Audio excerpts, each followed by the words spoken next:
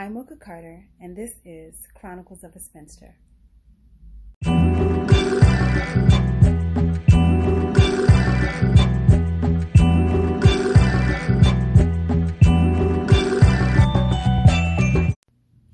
In my last video, I shared a couple of clips of me sitting with a couple of life/relationship coaches.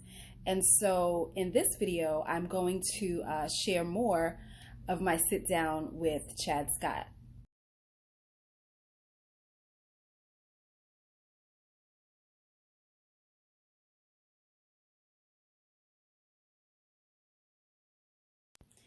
In this clip, we discuss what it's like dating as a unicorn.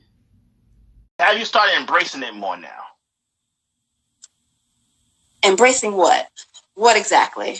The uniqueness that you bring to people, like that kind of vibe that where people can't really grasp who you are, don't really understand you till they get to know you. I love that. I mean, it becomes a problem with dating, but I mean, I'm who I am. You know what I'm saying? And I love who I am. So, you know. So when it comes to dating, how have that been? Not a struggle, but how do you now navigate that where you understand what worked for? Because what happens is this, right? And y'all can correct me if I'm wrong, those that's watching. Where some people have one way to do things, right? Like a guy, it may work some move he did in high school or a way he approached a woman in high school. And he used the same move because it normally worked for all women. But when they meet you, they're like, okay, that ain't hit the same way. And listen, the first time we actually hung out one-on-one, and I was like, yo, Mocha, you gotta understand, you're a type of woman that's good for the soul, but not the ego. And I was like, a lot of guys is not going to be able to understand or how to really not handle you, but be a part of that journey of you. So they love the idea of you, but understand that this is day-to-day operations. It may be tricky for them. Right. So you can already figure you out. Because like you said, people have one image of you, but it may not be what it is. So that's what I'm asking you when it comes to that kind of world, navigating that dating process. I mean, listen, again, I am who I am. I don't pretend to be anybody.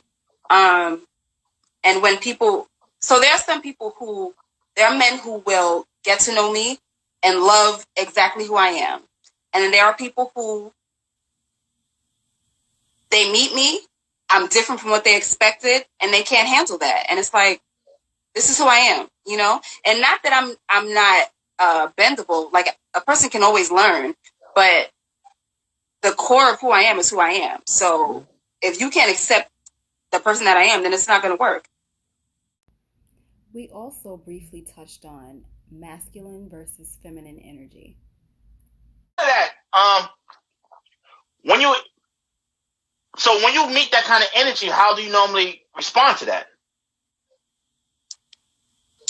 What do you mean? How do I respond to it? I mean,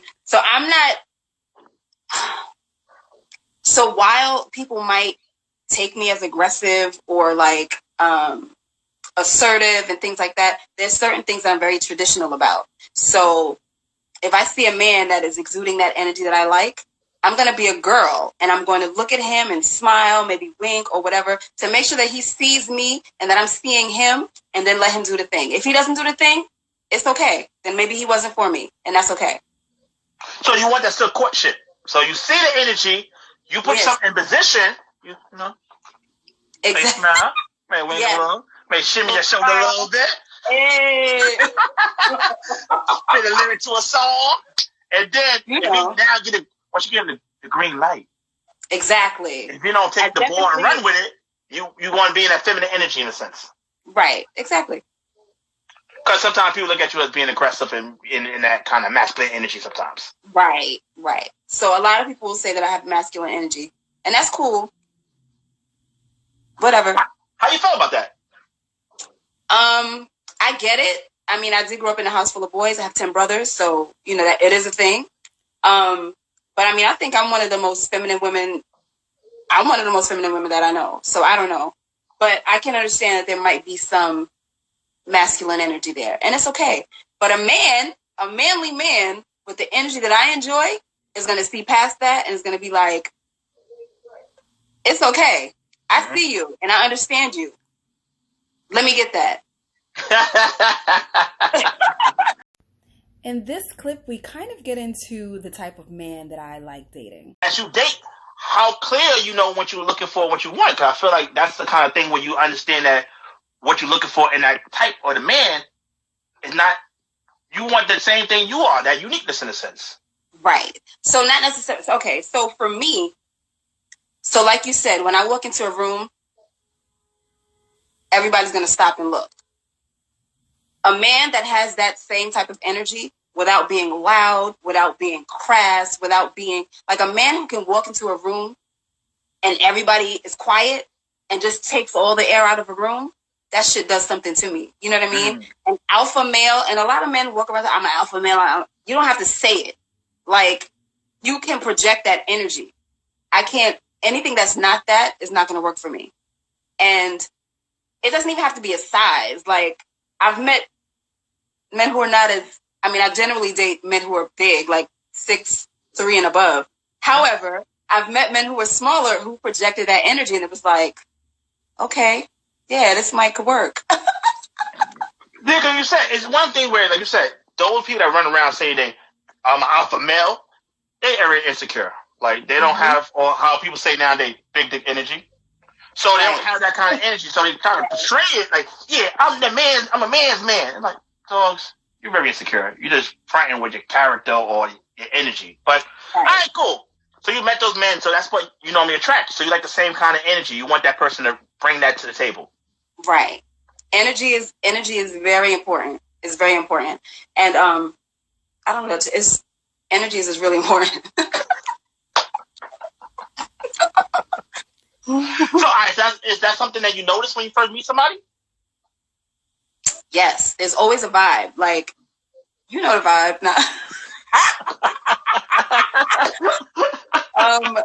Definitely. I mean, so energy is not something that you can fake. Like, you can pretend with a personality. You can pretend, like you can speak a certain way to attract people. You can dress a certain way to attract people, but your energy does not lie. Your energy can never lie. And so I'm very good on reading energy. See, you know how to read a room. Yes.